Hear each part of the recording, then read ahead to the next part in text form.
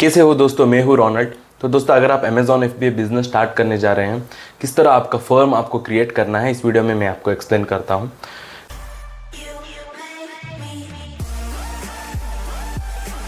तो legal and taxation जानना बहुत ही इंपॉर्टेंट है एज ए एंटरप्रेन्योर।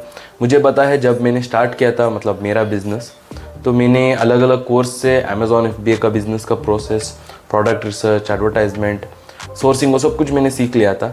पर इंडिया में करने के लिए टैक्सेशन सीखना बहुत ही इंपॉर्टेंट था। तो मैं अलग अलग रिसोर्सेज ढूंढ रहा था यूट्यूब पर मुझे राइट इन्फॉर्मेशन नहीं मिल रहा था। मुझे उसके वजह से ही मुझे थोड़ा डिले करना पड़ा मेरा एक्चुअली बिजनेस स्टार्ट करने में, क्योंकि इंडिया में taxation one of the biggest part है। वो सीखना पड़ता है GST, इंपोर्ट के लिए क्या डॉक्यूमेंट्स, किस तरह फर्म क्रिएट करना है, सबसे पहले कौन सा फर्म हमको बेनिफिशियल रहेगा जब हम बिगिनर्स रहते हैं। तो वो सब कुछ मुझे मतलब खुद सीखना पड़ा। तो मैंने क्या किया, मुझे मेरा बजट में एक्चुअली अकाउंटेंट को मैं अफोर्ड नहीं कर पा रहा था, तो इसीलिए मैंने मतलब एक अकाउंटेंट के पास जाकर उनसे सीखकर मैं खुद करता रहा। ऑलमोस्ट 1 to 1.5 ईयर्स तक सभी जो भी अकाउंटेंसी का काम, लीगल एंड टैक्सेशन का काम मैं खुद कर रहा था। तो GST का रिटर्न फाइलिंग प्रोसेस, वो सब कुछ। तो अभी ऑफकोर्स मेरा मतलब कंपनी है, तो मैं मतलब अकाउंटेंट को इस्तेमाल करता हूँ, आउटसोर्स करता हूँ।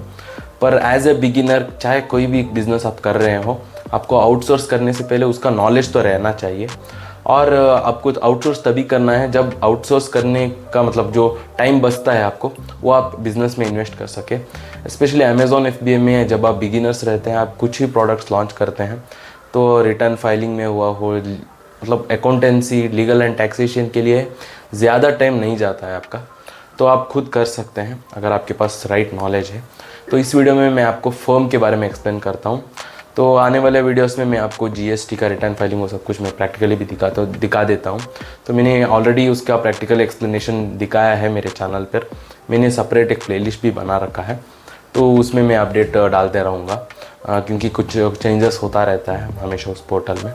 तो फर्म के बात में अगर कहूँ तो मेनली 2 टाइप्स रहता है, एक प्रोप्राइटरशिप है और एक कंपनी है।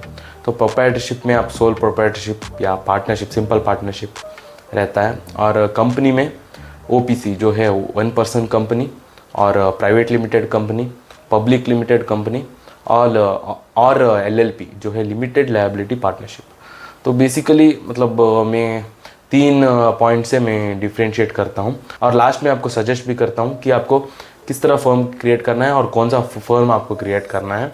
तो रजिस्ट्रेशन के बाद अगर मैं कहूँ तो प्रोप्राइटरशिप में रजिस्ट्रेशन प्रोसेस बहुत ही सिंपल है।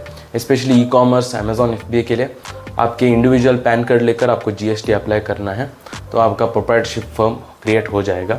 चाहे तो उद्योग आधार भी क्रिएट कर सकते हैं। कई बार कुछ बैंक्स मतलब बैंक अकाउंट ओपन करने के लिए, करंट अकाउंट ओपन करने के लिए पूछते हैं।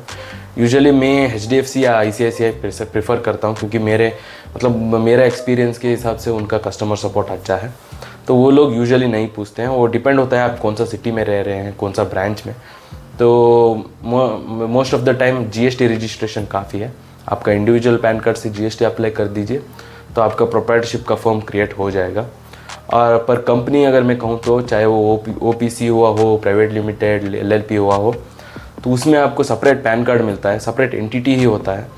तो उसमें अलग अलग प्रोसेस रहता है, ROC, AOC, आपको ऑडिटर को अपॉइंट करना पड़ता है, नेम अप्रूवल, और मतलब लेंदी प्रोसेस है। समवेयर अराउंड 7 to 15 डेज तो लगता ही है उस प्रोसेस करने में, और कॉस्ट भी ज़्यादा है। समवेयर अराउंड 10,000 कॉस्ट हो जाता है, और डिपेंड होता है किन की सर्विस आप ले रहे हैं। तो जैसे मैंने पहले कहा, कंप्लायंसेस भी ज़्यादा है और कॉस्ट भी ज़्यादा है। तो रजिस्ट्रेशन प्रोसेस आप खुद नहीं कर सकते हैं, आपको ऑडिटर को एक अपॉइंट करना ही पड़ेगा। आपको CA का मतलब डिजिटल सिग्नेचर सब कुछ चाहिए। तो वो रजिस्ट्रेशन का हुआ। अगर टैक्स रेट के कहूँ तो प्रोप्राइटरशिप में क्या होता है, प्रोप्राइटरशिप में आप जितना आपका टर्नओवर रहता है उसके हिसाब से टैक्स रेट रहता है। तो अगर आप tax lab for proprietorship 2022 Google में टाइप करते हैं, आपको मिल जाता है। कई सारे वेबसाइट्स है। तो समवेयर अराउंड 2.5 लाख तक आपको कोई टैक्स नहीं पड़ेगा टर्नओवर में। उसके बाद 5% और 10 लाख के बाद 30%। तो उस तरह टैक्स लैब रहता है, जितना आपका अर्निंग होता है उसके हिसाब से टैक्स लैब रहता है। पर कंपनी में क्या होता है, मतलब फ्लैट टैक्स रेट है, फ्लैट 30% आपको देना पड़ता है, चाहे कितना भी आपका टर्नओवर हो। तो उसमें से 30% मतलब टैक्स रेट रहता है, तो एक डिसएडवांटेज कह सकते हैं स्पेशली बिगिनर्स को। और थर्ड में अगर बेनिफिट्स के बारे में कहूँ तो बेनिफिट्स एक्चुअली कंपनी में ज़्यादा है, जो भी हुआ हो, मतलब ओपीसी प्राइवेट लिमिटेड, तो क्योंकि वो लिमिटेड लायबिलिटी है, तो समझ लीजिए आपने उस कंपनी में अगेंस्ट आपने उसको मतलब बड़ा करने के लिए, एक्सपेंड करने के लिए आपका बिज़नेस, आपने लोन लिया बैंक से, तो आप चुका नहीं पाए, आपके कंपनी के, आपके बिज़नेस के ऊपर कोई केस हुआ, तो आपके एसेट्स के ऊपर नहीं आ सकते हैं बैंक के लोग, मतलब आपके एसेट्स सेफ रहेगा। तो जो भी आपका कंपनी है वो एक रोबोट की तरह है, उसको यूज़ करके आप अर्निंग कर सकते हैं। अगर उसको कुछ हो जाता है तो आप उसको, सिर्फ उसको होता है, आपके एसेट्स पे नहीं आता है। पर प्रोप्राइटरशिप, क्योंकि आपका खुद का पैन कार्ड ही इस्तेमाल कर रहे हैं सभी रजिस्ट्रेशन प्रोसेस के लिए है, तो आपका एंटिटी को मतलब दिक्कत आ सकता है, आपका पर्सनल एसेट्स को दिक्कत आ सकता है। अगर आपने लोन लिया है, आप चुका नहीं पाए, तो बैंक आपके एसेट्स के ऊपर हाथ लगा सकते हैं, तो ये एक डिसएडवांटेज है।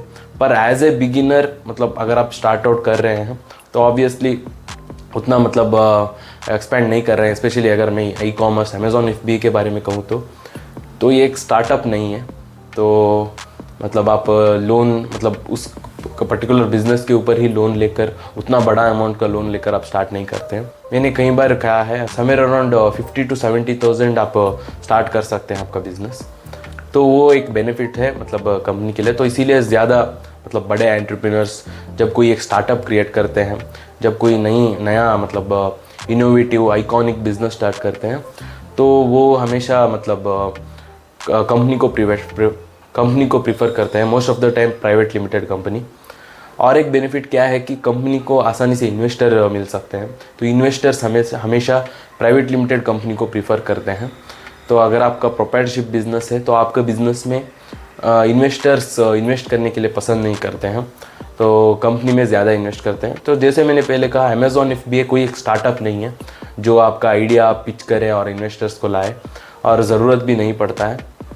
तो मतलब स्टार्टिंग कॉस्ट जो बिज़नेस स्टार्ट करने के लिए जो इन्वेस्टमेंट लगता है वो बहुत ही मिनिमम ही है, और रेवेन्यू भी ज़्यादा ही है, जो एक आप मतलब एक स्टार्टअप से आप अर्निंग कर सकते हैं, ऑलमोस्ट उसी तरह अर्निंग आप अमेज़ॉन एफबीए से कर सकते हैं। तो मैं ही एग्जांपल हूँ, मैं ऑलमोस्ट अभी 4 साल से कर रहा हूँ अमेज़ॉन एफबीए, तो मेरा 7 फिगर का रेवेन्यू भी क्रॉस हो चुका है।